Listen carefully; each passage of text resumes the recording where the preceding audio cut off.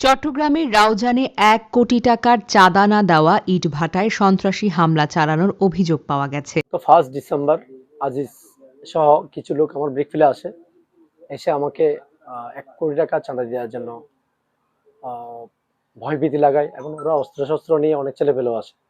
১০ তারিখ আবার আছে, তাও হুন্ডা নিয়ে ৪-৫ জন দেশি বিদেশি অস্ত্র নিয়ে এসে বলে যায় না হলে ব্রিকফিল বন্ধ করবে। গতকালকে রাত ৯:৩০টার দিকে ২০ জন লোক আসে, ৩টা সিএনজি, ৩টা মোটরসাইকেল, দেশীয় বিদেশি অস্ত্র নিয়ে আমার অনেক লোককে মারধর করে, ২টা লোককে বেশি মারধর করে। আমি রাউজান হসপিটাল, উপজেলা হসপিটাল পাঠাই, ওদের চিকিৎসা করি এবং থানাকে ফোন দিয়ে পুলিশ আসে। আমার অফিসটা ভাঙচুর করছে, অফিসে টাকা ছিল ৩ লাখ টাকা হুমকি দিয়ে গেছে, আজকের মধ্যে যদি আমি ৮০ লাখ টাকা পেমেন্ট না করি ওনাদেরকে, আজকের পর থেকে সব ব্রিকফিল বন্ধ করবে, আমাকে যেখানে পাই মেরে ফেলবে।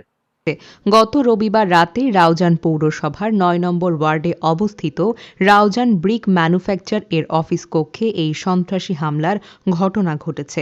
প্রত্যক্ষদর্শীরা জানায়, সিএনজি চালিত অটোরিকশা এবং মোটরসাইকেল বহর নিয়ে ইটভাটায় প্রবেশ করে অস্ত্রধারী সন্ত্রাসীরা। ইটভাটা অফিস কক্ষে ব্যাপক ভাঙচুর চালিয়ে নগদ ৪ থেকে ৫ লাখ টাকা লুট করে। এই সময় ইটভাটার শ্রমিক কবির হাসান এবং দিদার হাসানকে বেধড়কভাবে মারধর করা হয়। হামলা হয়েছে এবং অভিসমিতি ম্যানেজাররা মারি ধরে আমার বাঙ্গি করে টিয়া বুঝে সাথে ব্যাংকে লেগে এবারও মাঝে দোয়ানো যাইয়ারা আর বিহনরে ওই এতুন মানে লড়াই, তারপর ওই যাইয়ারা মানে গুলি ফুটোর পাশু ওই ফায়ার করছি। আমি তখন অফিসে ছিলাম, আমাকে অস্ত্র ঠেকাই, এরা আমার কাছ থেকে নগদ প্রায় 4.5 থেকে 5 লাখ টাকা এবং আমার একটা মোবাইল ছিনিয়ে নেয়।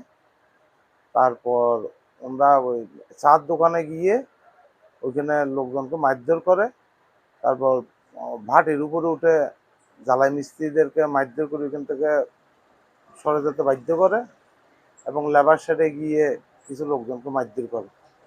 হ্যাঁ, এবং এরা ওই তখন 4-5টা ফায়ার করে, অস্ত্র দিয়ে ফায়ার করার পর লোকদেরকে বলছে যে তোমরা আজকে রাতের মধ্যে চলে যাইবে, নাহলে তোমাদেরকে মেরে ফেলা হবে। সন্ত্রাসীদের ডাকাত মনে করে স্থানীয় একাধিক মসজিদের মাইকিং করা হলে স্থানীয় লোকজন এগিয়ে এলে অস্ত্রধারী সন্ত্রাসীরা ফাঁকা গুলি ছুড়ে একটি সিএনজি চালিত অটোরিকশা, একটি মোবাইল ফোন, একটি মানিব্যাগ ফেলে ঘটনাস্থলটি ত্যাগ করে। খবর পেয়ে পুলিশ ঘটনাস্থলে গিয়ে ফেলে আসা অটোরিকশা, মোবাইল জব্দ করে থানায় নিয়ে যায়। সোমবার দুপুরে ওই ইটভাটার মালিক শহীদ উল্লাহ বাদী হয়ে থানায় মামলা করেছেন।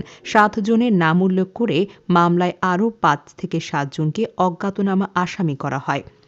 ভুক্তভোগী ইটভাটার স্বত্বাধিকারী হলেন রাউজান পৌরসভার ৯ নম্বর ওয়ার্ডের এস.এম. শফির ছেলে ব্যবসায়ী এস.এম. শহীদ উল্লাহ। তিনি বলেন, ওরা আসার পর মাইকে যখন পাবলিসিটি করে মসজিদ থেকে আলিকিল এবং ওয়াদিক মসজিদে ডাকাত আসছে এভাবে যখন পাবলিসিটি করে, ওরা অনেক ফায়ার করে, এখানে গুলি ফায়ার করে চলে যায়। একটা সিএনজি ফেলে যায়, সিএনজি এবং একটা মোবাইলও ফেলে যায়।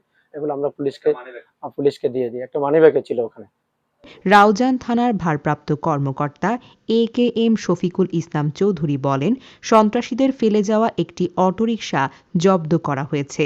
তাদের গ্রেফতারে পুলিশ কাজও করছে।